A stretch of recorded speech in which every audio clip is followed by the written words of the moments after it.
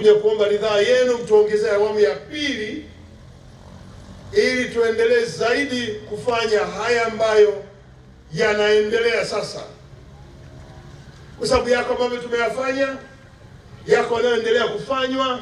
Kwa bahati mbaya yanaendelea kufanywa na serikali inamaliza muda, lakini serikali hii inayo fursa kwa utaratibu wa Chama cha Mapinduzi kuomba tena ridhaa kwenda awamu ya pili ili tumalizie yanayoendelea, tuje tuyafanye na mengine mapya. Na tunaposema tuendelee na haya, huku tutakuja kuwaomba nafasi ya kumpoleta mbunge wenu na madiwani wetu, hawa ndio watasimamia haya na kuleta mengine mapya tuyafanye.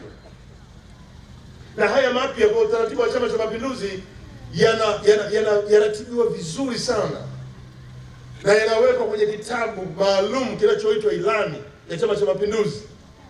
Hiki kitabu kidogo ndio kilichofanya mafanikio yote mnayosikia nchini na nchi hii kupata heshima, yameorodheshwa kwenye kitabu hiki.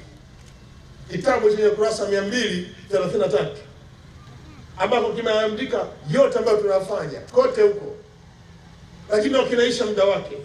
Na kwa utaratibu wa chama tunachukua yale yote yanayoendelea sasa, lakini hatuanzi kwanza, tunaanza yale kuwaambia nini tumefanya, yapi yanaendelea, na kuleta mengine mapya ambayo tunaleta. Na tumeandaa kitabu kingine kikubwa kuliko hiki ambacho ni hiki. Sasa wewe jiulize, miaka 5 ya kwanza yalifanywa kwenye kitabu hiki kidogo. Sasa miaka 5 mingine tunaiombea buku hili kubwa. Hivyo nchi hii itakwenda mpaka wapi? Kitabu hiki kina kurasa 303. Kumesheheni mambo humu na mengine ya rombo yako humu ndani. Sasa kwa sababu kitabu hiki kina mambo ya humu ndani rombo, mimi nitakachofanya, nataka nimkabidhi huyu ambaye leo mmenihakikishia kwamba mnampigia kura nyingi ili achukue moja moja na kulitekeleza, aende wizarani awaambie hili liko hapa, naomba lije. Alafu na mengine ambayo mwenyewe mtamwambia, yote akileta tutampa.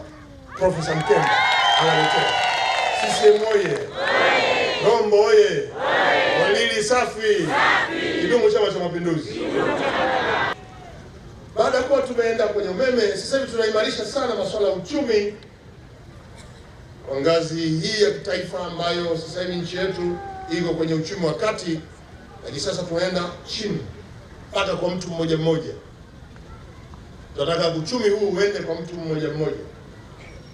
Na ili kufikisha uchumi kwa mtu mmoja mmoja, tuna mambo mengi ambayo tunatekeleza, na tumeanza muda mrefu kuweka mazingira ya kujenga uchumi wa mtu mmoja mmoja.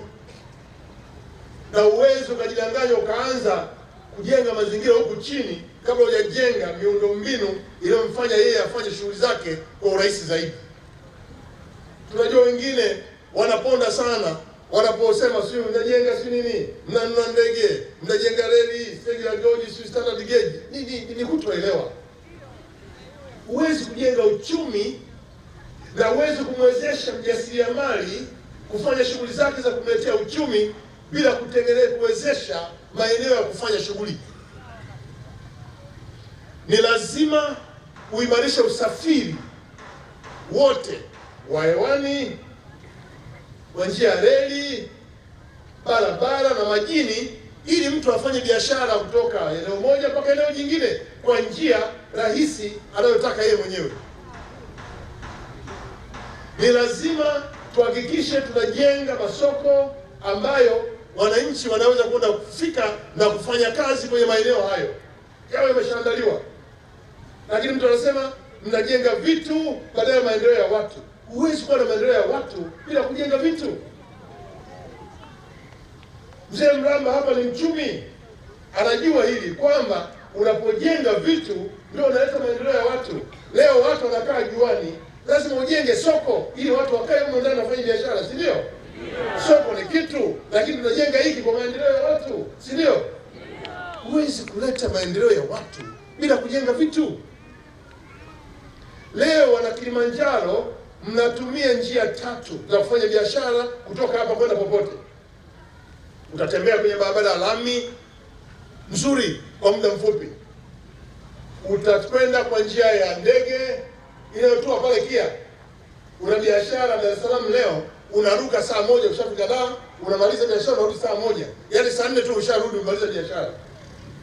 Badala ya kuwa unapanda Kilimanjaro Express, unatembea kwa masaa 9 mpaka Dar. Biashara itafanyika? Unajenga barabara kitu kwa ajili ya maendeleo ya watu waende haraka. Unanunua ndege kitu ili watu wasafiri kwa muda mfupi, wafanye biashara zao kwa muda mfupi. Leo hii tumewajengea, tumewarudishia reli, treni ambayo haikuwepo Kilimanjaro.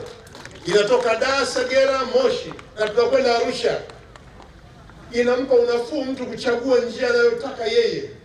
Baada ya kulipa Kilimanjaro Express bilioni shilingi 40,000, unasafiri kwa treni kwa shilingi 18,000 na unalala huko na oga huko. Unatengeneza kitu kwa maendeleo ya watu. Leo Watanzania, amua kufanya biashara. Amua wafanya biashara wakubwa, fanya biashara. Tumesema Tanzania viwanda, jenga viwanda. Tumetengeneza mazingira, tumeondoa tozo mbalimbali kwenye ujenzi wa viwanda, na tumeandaa buku kubwa linaloonyesha fursa za uwekezaji kwenye viwanda. Jenga viwanda, hiyo ndio fursa. Lakini pia serikali inatoa mchango wake kwenye hili katika kuboresha maeneo mbalimbali ili kufungua masoko. Ofisi ya Waziri Mkuu kupitia MIVAF inajenga masoko makubwa ya kimkakati kwenye maeneo mbalimbali. Hapa Rombo tumewajengea hili, linaendelea kuboreshwa na siku za karibuni imeleta milioni 22, muendelee ukarabati tena liimarishwe. Tunataka hapa vitunguu kutoka mto Eyasi, mpunga kutoka Mombo, sini vitalii kutoka Singida viletwe hapa baada ya kwenda moja kwa moja, ili wale waje hapa ndio wanainua soko hapa.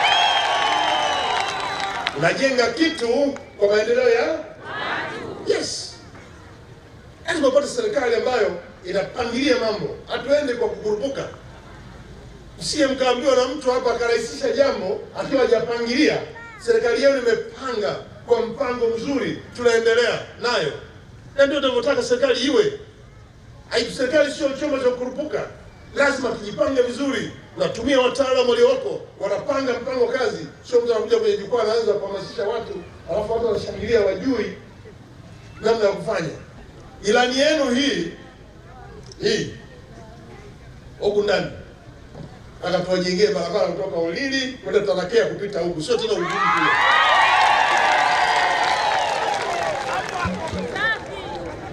Tulishaleta wataalamu, wameshapima barabara hii kutoka mpaka pale kilomita 53. Kilomita 53 ni bilioni kama 58 hivi. Tunazo. Na ilani imesema tutajenga. Wewe profesa. Mbona mambo mengi? Profesa, sikiliza hapa, mimi nakupa majukumu hapa. Ilani imeeleza barabara kutoka hapa mpaka Tarakea kupita huku mpakani. Ili wanahuriri mnapokwenda makao makuu ya wilaya, hakuna kurudi tena mpaka Himo. Hakuna hiyo safari ya Himo. Hapa tu chana. Hii barabara hii unajua ni ya kimkakati zaidi kibiashara. Tuko na majirani na wako kutoka hapa mpaka kule pembeni Basi kote huko ni biashara tupu mpakani hapa. Biashara tupu mpaka Tarakea. Rombo oye! Kilimanjaro oye! Rombo oye! Msifanye mzaha siku ya kupiga kura. Nataka niwaambie kuna kupiga kura kwa aina mbili. Unapiga kura kumpata kiongozi wa kukuletea maendeleo, na wewe unajua kabisa namchagua huyu kwa ajili ya kupata maendeleo. Lakini kuna kura ya pili ya kuchagua mtu kwa sababu ya ushabiki na kufuata liupepo tu fulani na kukumba tu upepo. Halafu baada ya kura sema Allahumma salli ala. Yeye umeshafanya kosa tayari, lakini ndio miaka 5. Hii kura ya pili hii ina matatizo sana. Hata vijana wenzangu na vijana wote nataka niwaambie, eneo hili mwe makini sana. Na siku ya tarehe 28. Ukisubiri upepo utoke huku, ukupitia hapo ukukumbe, ujue utakwenda kuangukia wapi. Muhimu sana. Tupige kura tupate kiongozi wa maendeleo. Sio mwingine, ni Profesa Mkenda.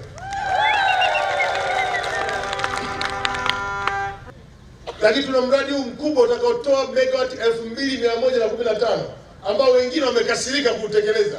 Kila siku hapo majukwani wanasema mnajenga umeme mito, kwani mto huo ulikuwa peke yake? Unajua maswali mengine, maswali rahisi kwa watu wanaotamani maendeleo. Kwani bwawa hilo ndio peke yake Afrika? Maana yake nini? Sisi tumejenga bwawa la kwetu wa Tanzania ili tuzalishe umeme mwingi. Kwa sababu gani? Tunapeleka umeme mpaka vitongojini. Ili kuwa mwanafamilia bora wa Global TV, usisahau kusubscribe, like, kushare na kucomment. Baada ya kusubscribe, bonyeza alama ya kengele ili kupata taarifa kwa kila video inayopanda Global TV Online.